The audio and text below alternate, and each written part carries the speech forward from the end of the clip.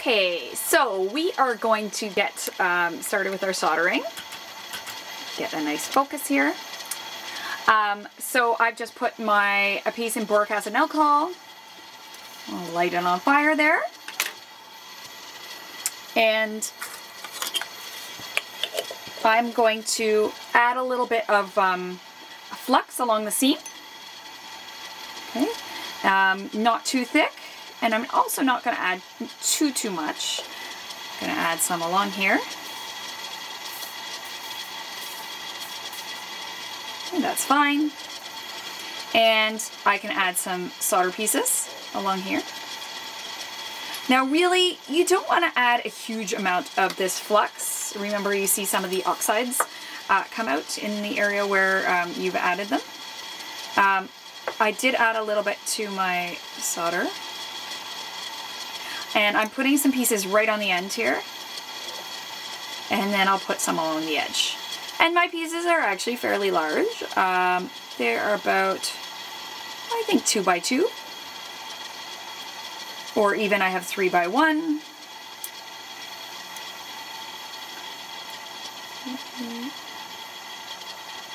And that actually should be enough, to be honest. I wonder if we need to add a little more. Well, let's try it. Let's see. So I've got my fairly large pieces. And that's right on that solder seam. Okay, I'm going to come in. And if those little pieces of solder move at all, no, I think I'm pretty happy with where they are. All right, so a lot of people tend to have difficulty with this soldering operation. Remember, it's a lot of brass, okay? So I've got a nice big torch tip. I'm getting some good heat here. All right, coming in.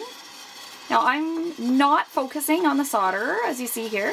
I'm coming around, and my piece is just hanging out on my charcoal block, nicely coming around. But nice, and oh, I better turn my, almost forgot the most important thing, my oxygen generator. So, because I would lose pressure if I didn't have that on. Anyways, I know you guys don't need to worry about that because you are not using one. Okay. Coming around. I can tell my brass is getting to a nice temperature here. I just have to adjust my, there we go. I can see it's gonna flow, and I have to come in to get that. Ooh, come to back to the top. That, you can tell that solder wants to flow, and coming along. There we go. All right. Now, I'm gonna just let that cool a little. That looks pretty good to me. If you notice, there's something really important here. When I was coming in, what happens is a lot of people tend to go straight through, so they're not really heating. But the tip of my flame is actually, when I try to go in, I'm trying to get along the seam, okay? And that helps draw the solder through. The tendency is to just point through, and that's not gonna help you at all, okay? So there you go. So that looks good, and I think I have enough solder in there. I'm just gonna double check, take a look. Okay, and I think that's okay.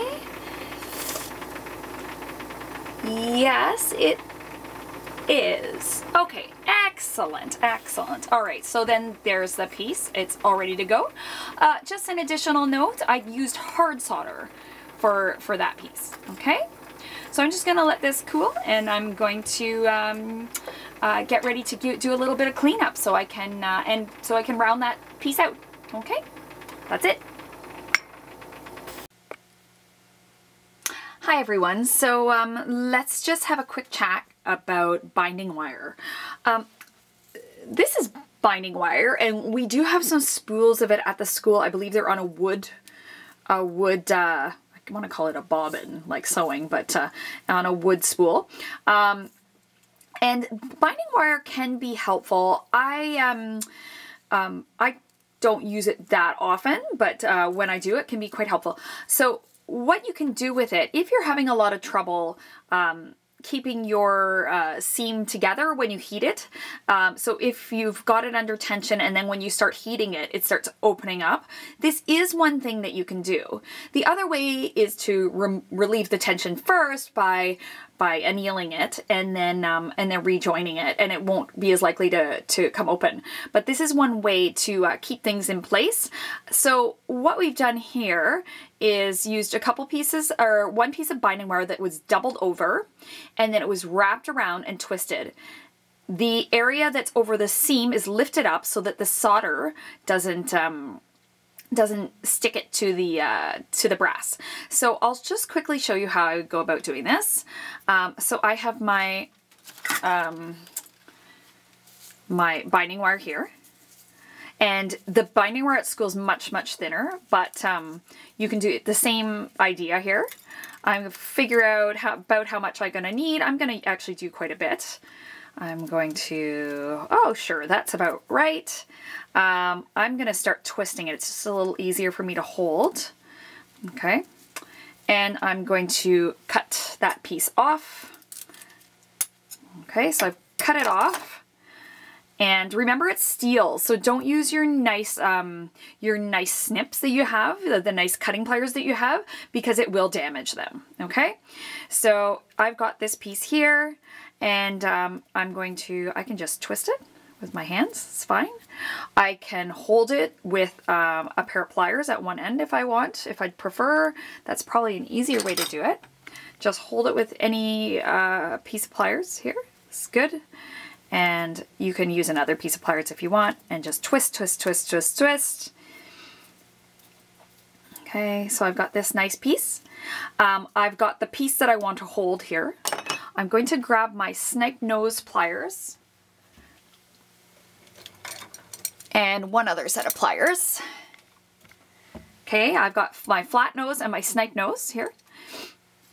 And now you may not need to use it at this point. I don't use it, and I prefer not to use it. Here we are. I'm going to set this up over here a little bit. I'm going to start twisting it. Okay, I'll tighten it up. Okay, so I've got it in place. I'm going to tighten it up. Now you also have to double check that once you've tightened it, everything is still in the same alignment, okay? Because it may go off of alignment, okay? Now another thing to do is you can lift this area a little bit. You can go in with your snipe nose and just lift that area up a little bit, okay? I don't like using binding wire very much, but sometimes it is helpful, okay? There we go. I've got this nicely aligned. Is it touching the seam? No, it's not touching the seam. And now I can proceed to solder. You can, oh, it's not very tight actually. I probably want to tighten it up a little because it's moving still too much. So I'm going to come to the back, and I don't know if you guys remember with our charcoal block how we just gave it just a little twist. Sometimes that's enough just to twist it. So I've just twisted it here. Okay. And that is still not touching the seam, very close though. Okay, so now I can proceed to solder. Sometimes this is also handy because you can hold on to it with pliers or I mean tweezers, excuse me. So now I can go ahead and do my soldering. Okay, we may also use this a little bit later on for a different operation, but I just wanted to give you an idea of what using the binder wire would be like. This one's just been cut off, that's all. Okay. That's it for now. Just a little quick chat about binding wire. Oh, another thing, just sorry, last thing about that is that sometimes solder does flow along the binding wire, and it can be challenging to grab. But what you do is you grab it and you can rip it off once it's hardened, okay, or once it's cooled. Excuse me. Oh my gosh. Okay, that's it. Just wanted to show you a quick demo with the binding wire. So I'm coming in here, heating, and the other thing I find is sometimes the binding wire can be a bit of a heat sink, drawing heat away from the area that you want to solder. I'm coming in And what can also happen is that the binding wire can heat up and get too hot and then break apart. So that's one of the reasons also we double it up. Also, we double it up or triple or quadruple or whatever it is, just to also help with its strength. Okay, let's get in here. Oh, let's see.